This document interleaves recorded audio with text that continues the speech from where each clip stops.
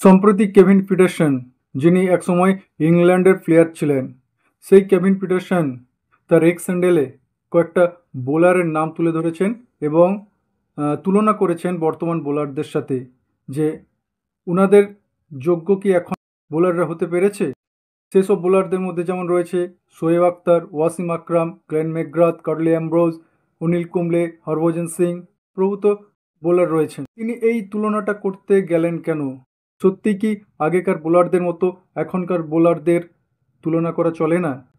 হ্যাঁ, এটা ঠিক যে সে সময় সব ভয়ঙ্কর সব বোলার তৈরি হয়েছিল।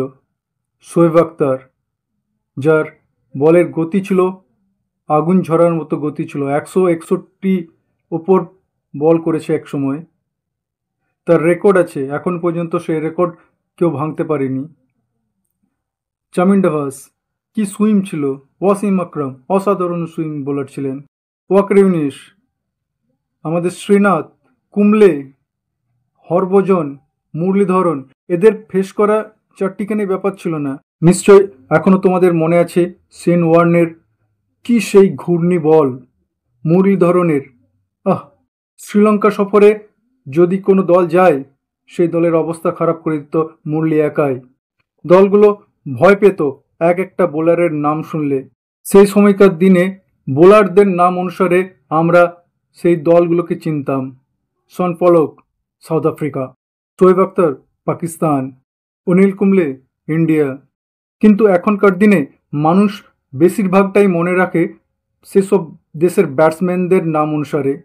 বিরাট Kohli, Bharat; Joe Root, England; Steve Smith, Australia. এটা কি আমি কোনো ভুল কথা বললাম? নিজেরা একটু বিচার করে দেখুন। আগেকার দিনের সেসব বোলারদের নাম শুনলেই আমরা ভয় পেতাম। সচিন ব্যাট করছে আর ওদিক থেকে বল করতে আসছে গ্লেন ম্যাকগ্রাথ, ভয়ে ভয়ে থাকতাম, ঠাকুরকে ডাক এই ওভারটা যেন ভালোভাবে কেটে যায়, কারণ জানতাম যে গ্লেন ম্যাকগ্রাথ কি করতে পারে। সেরকম শোয়েব আখতারেরও বল এলে ভয় থাকতাম এই বাউন্সে না উইকেট দিয়ে দেয়। সেভাবে এখনকার দিনের বোলারদের আমরা সেই পরিমাণ ভয় করি না। একটু ভেবে দেখবেন, কারণটা আপনিও জানেন। কি মনে হচ্ছে কারণটা কি হতে পারে? আমার যেটা মনে হয় পুরোটাই ব্যবসা। কিভাবে, সেটা কীরকম? দেখুন, মাঠে দর্শক আনতে হলে রান দরকার।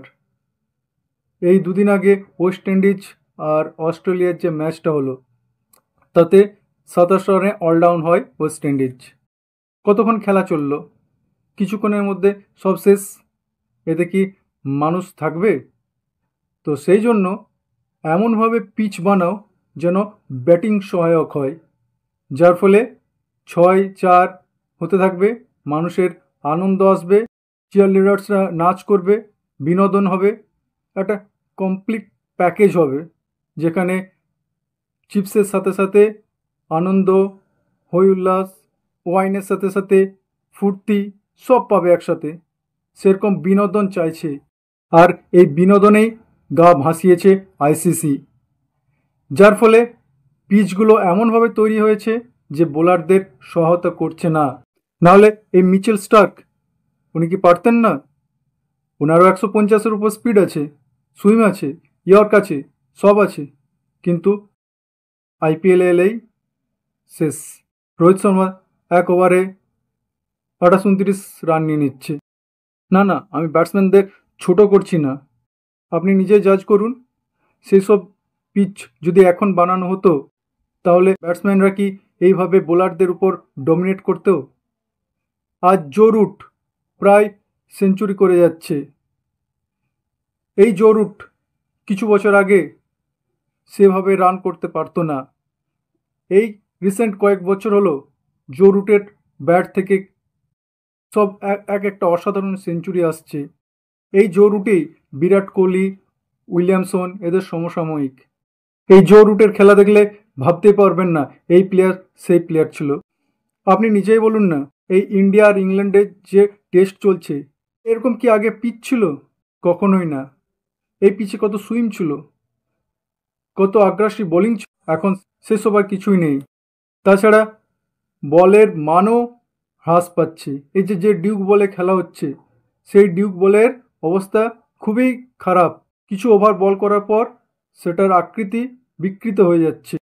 আরে ভাই, ওদের বল তৈরি করার জন্য টেন্ডার দিচ্ছ কেন? আমি বেশি ডিটেলসে যাচ্ছি না, আমার যেটা মনে হয়, যেটা ভিউ, সেটার থেকে আমি বলতে চাইছি যে কেভিন পিটারসেন যে বক্তব্যটা করেছেন, উনি তার তরফ থেকে সঠিক বলেছেন। আমরা যেটা আপাত দৃষ্টিতে দেখতে পাচ্ছি এটাই ঘটছে, কিন্তু একটু ডিপলি চিন্তা করলে এই যে ঘটনাটা ঘটছে এটার কিন্তু পরিবর্তন করা যায়। যদি মানুষ চেষ্টা করে নিশ্চয়ই পরিবর্তন করতে পারবে।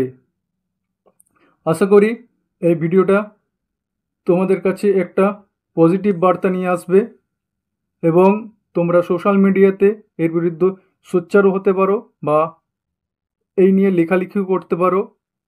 তো বন্ধুরা, কেমন হলো জানাবে, আর কমেন্ট বক্সে অবশ্যই তোমাদের মত প্রকাশ করবে।